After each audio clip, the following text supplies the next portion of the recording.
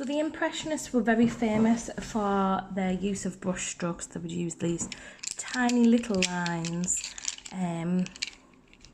just like this. And they could create movement and direction. They could have them swirling. But they were famous for using those little tiny lines, and that's what we're going to do in our design today. All I'm going to do first of all is just organise my colours in tonal order.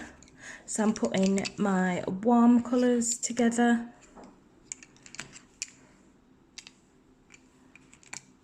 and putting my cold colours together,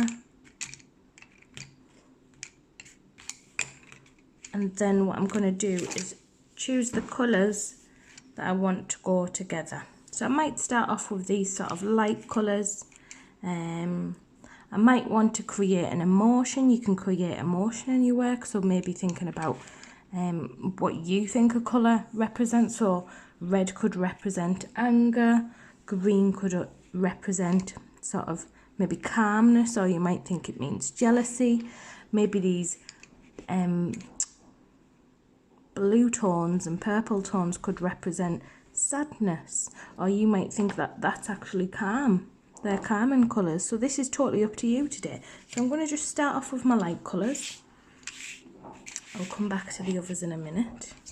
And all I'm going to do just around the eye, and you can use either light colour, I am just going to do some dashes around the eye and just set out the direction that my lines are going to travel in. So I'm following that outline. I'm not making up the direction. As we discussed in the Egyptian piece, that generally when you are shading, you will follow the outline of a shape. And I'm just going to go a little bit lower than the eye and just do a few lines down here, a few lines up here. Now the Impressionists, they used a lot of colour. They could create, just like I said, they could create emotions using certain colours. There we go. So I've got my light colour. Now I'm going to start to go into my darker colours. So I am picking up a light blue first of all, because I'm going to go for those bluey colours. And I'm going to put some light blue in. Just a couple of lines. Again, following that direction. And what we're going to do is build up our tones.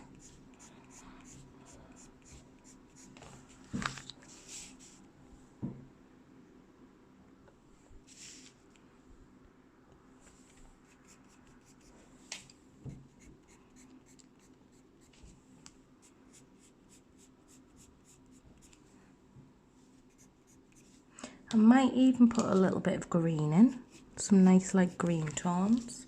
If your pencil is blunt, sharpen it.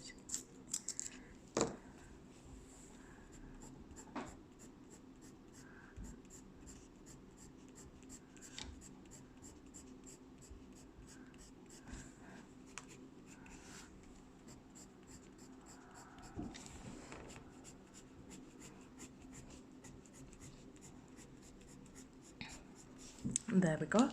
And then I'm going to start to use my darker tones. So I'm going to use maybe dark green, dark blue and purple. So I'm going to use my dark green just to sort of outline where the eye is, so it stands out a little bit more. But notice when I'm doing it, I'm not doing a harsh, just one line. I'm sort of blending my little green lines out just in some places, just to break it up a little bit. So the eye is starting to stand out a little bit more now. Might even put an eyelid in. So there's my eyelid.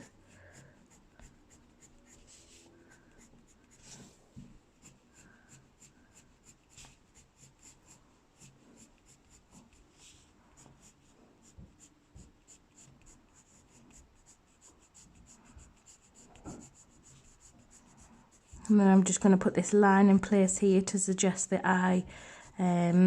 So the nose would be over here. That might be like a dark sort of circle under the eye where maybe the person's a little bit tired. There we go.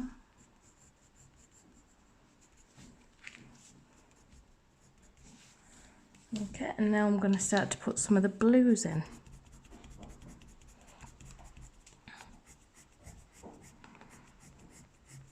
Okay, so I'm making that eye stand out even more now by using darker tones.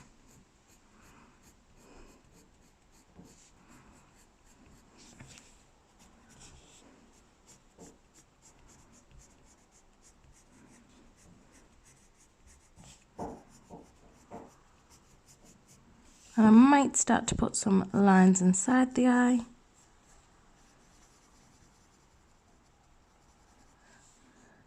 So generally, if you are shading or drawing an eye, the lines inside the eye, the iris lines, they will go sort of clockwise like this. So sometimes I'll just set it out for myself like this, and then I'll put some extra lines in. Just like that.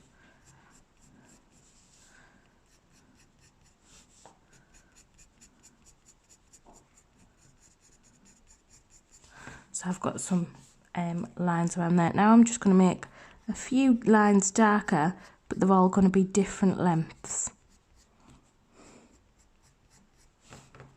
So I'm starting from the middle, you see, and then I'm just going to start from the edge of the eye and just put a few more in that are different lengths.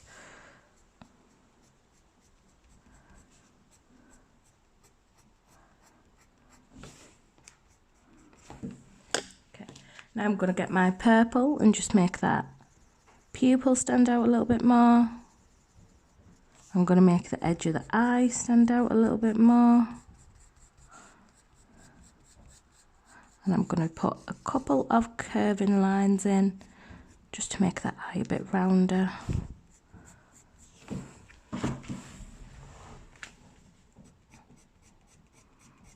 So the Impressionists would do this with a paintbrush. We're doing it with colour pencil.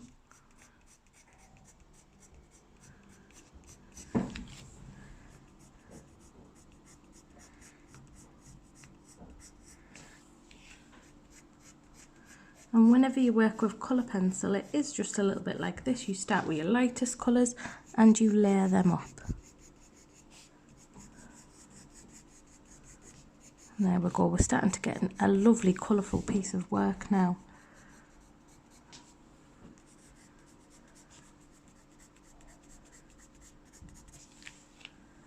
There we go. So I might just add a tiny little bit of black in.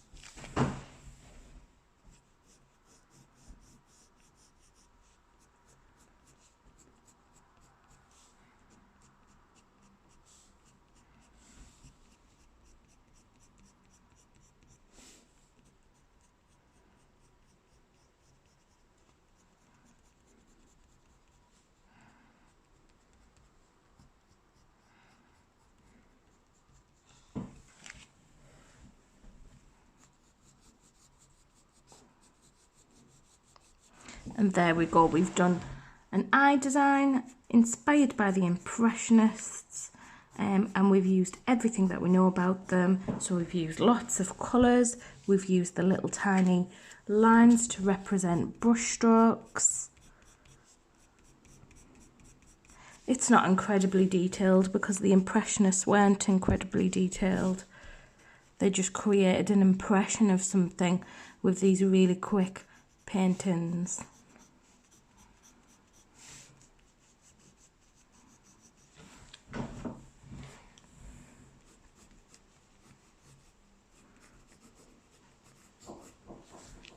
And there we go, finished.